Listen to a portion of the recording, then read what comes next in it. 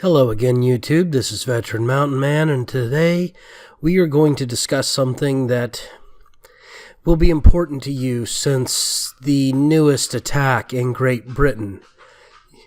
See, we have this problem in the Western world in that we have decided cultural relativism is more important than assimilation into a population set.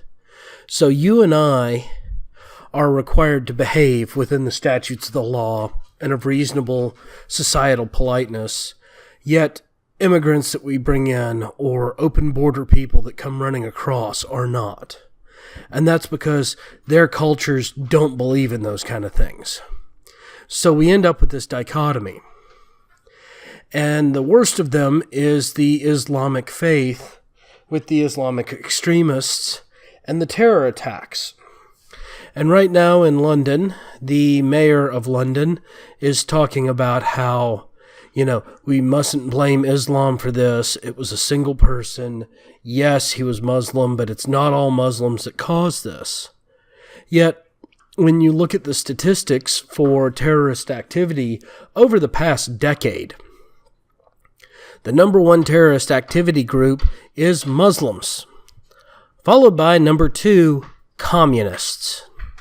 And it isn't until way down that you start hitting Christians, Jews, and other religious groups.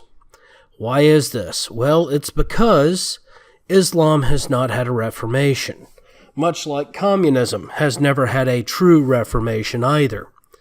And so both groups believe that violence is a justified means to an end.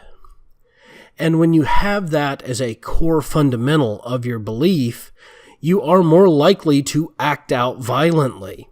This is one of the reasons we see Antifa protesters knocking things over and breaking windows and setting things on fire. It is one of the reasons that we see bombings all over the Middle East by disparate Muslim groups attacking other Muslim groups for not following the true interpretation of the Quran. Because when you condone violence as a means to an end, you will use violence as a means to the end. That is one of the reasons I disagree with the group By Any Means Necessary out of UC Berkeley, because they condone the use of violence as a political tool. They are basically an American-generated, homegrown terrorist group.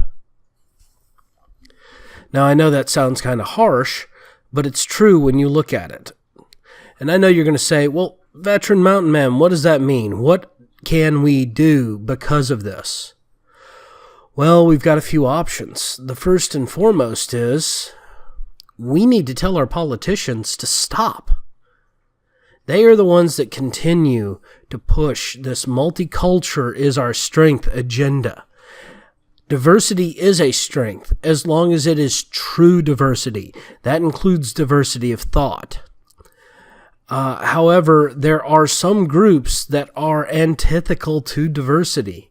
And while you can hear them out and even have them represented in small amounts, they are dangerous to be importing in large amounts.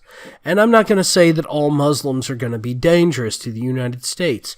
We have Muslims here in the U.S., in Canada, in Great Britain, in Europe as well, who are fleeing Muslim countries because of Sharia law and because of the teachings of Quran. We have gays among us that are Muslims. We have Muslim women that have fled abusive husbands and forced marriages and culturally accepted daily rape because a woman doesn't have the right to say no to her husband in Islam. And yet we're not listening to those.